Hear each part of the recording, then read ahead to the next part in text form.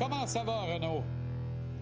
Ça va très bien. Content de savoir que mon ami Phil s'en va au Mexique. Il y en a qui l'ont l'affaire, on va se le dire comme ça. Non, mais va te dire une affaire. Phil a pas mal plus peur de la COVID que de la fin du mois. On va le dire comme c'est, là. Oui. Il en a fait, il a été un privilégié, mais il a su quoi faire avec.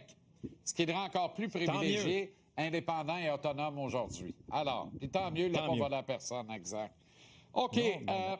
Ce soir, là, il y a quelques clés de la victoire qui m'apparaissent évidentes.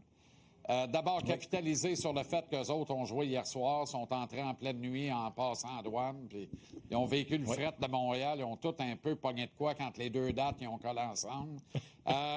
Alors, ça prend une performance inspirée de ça. Ça prend une performance. Les deux dates. Ils ont collé ensemble. Ça prend une... Non, mais tu sais comment ça c'est. Les gars débarquent de l'avion en pyjama, toi, chose, ça fait toc! Voyons, qu'est-ce que c'est ça? Qu'est-ce qui se passe ici? OK. Voyons, qui a envoyé ça? OK. Bon, qui c'est qui a envoyé ça, oui? Samuel Montembeault ne doit pas donner le troisième but ce soir, Renaud. On y en donne deux, pas trois. Puis 2 arrêts-clés au moins, là. Voilà. Et sais-tu quoi, Samuel, si je compare son début de saison de l'an dernier à celui de cette année, je vois ça un peu comme un avion. Tu sais, tu parlais justement des joueurs des Capitals qui sont sortis de l'avion hier, là. Je vois ça comme un avion qui est au bout de la piste puis qui doit partir, qui doit prendre son envolée.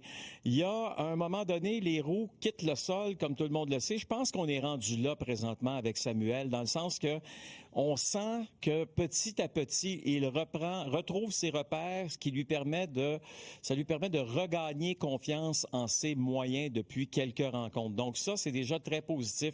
Il a joué 10 matchs cette saison, Samuel. On va aller voir le comparatif avec la saison dernière, Jean-Charles. C'est une victoire de plus que l'an dernier à pareille date, mais avec une moyenne...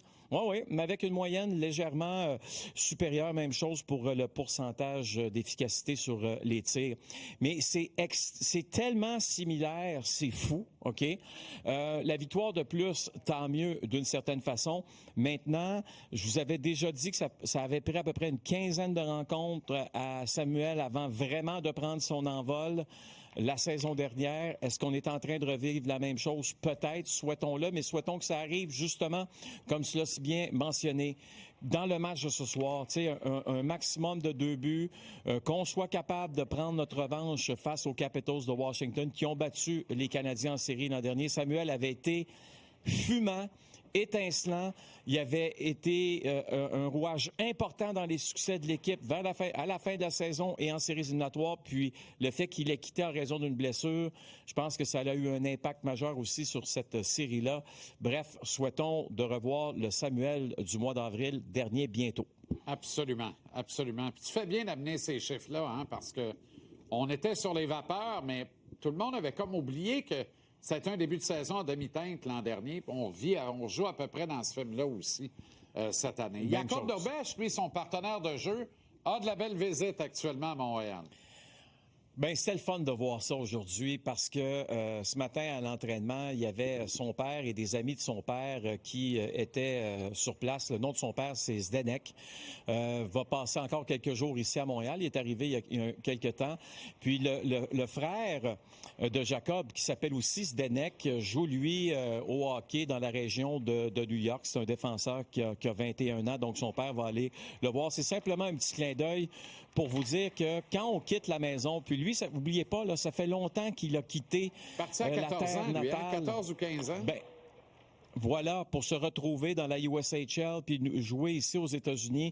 Tu sais, de revoir les siens, ça fait toujours chaud au cœur. Il était content de nous parler de son père qui était ici pour le match ce soir. Bref, une belle histoire. Puis on souhaite que, justement, même si Jacob n'est pas devant le filet ce soir, pourquoi pas une victoire pour que papa Dobèche retourne à la maison là, après le match de samedi de bonne humeur aussi. Absolument, Tiens. absolument.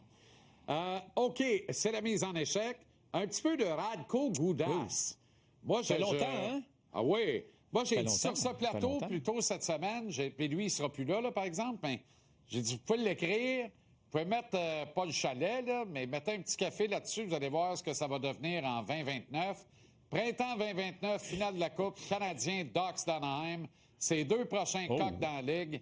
2 équipes extraordinaires. Mais là, hier, en attendant, Goudas, qui s'est payé 2 joueurs. Lui, les Big Bad Bruins de retour ne le dérangent pas bien. Il n'a pas vraiment dérangé. Puis d'ailleurs, je n'entendais pas souvent son nom au Boradko depuis le début de la saison. On va aller voir la séquence hier, comme tu l'as mentionné, face aux Bruins. Il frappe Michael Simon. Vous allez dire, comment ça, il n'est pas suspendu là-dessus? C'est qu'il sort le popotin, hein? C'est pas genou à genou. Et par la suite, c'est Jeffrey Viel qui décide de jeter les gants. Et le pauvre Jeffrey, lorsqu'il est tombé sur la glace, malheureusement pour lui, il s'est assommé, là. Il est tombé violemment sur le dos. Pas besoin de te dire que ça a laissé des traces et qu'il est retourné au banc en titubant.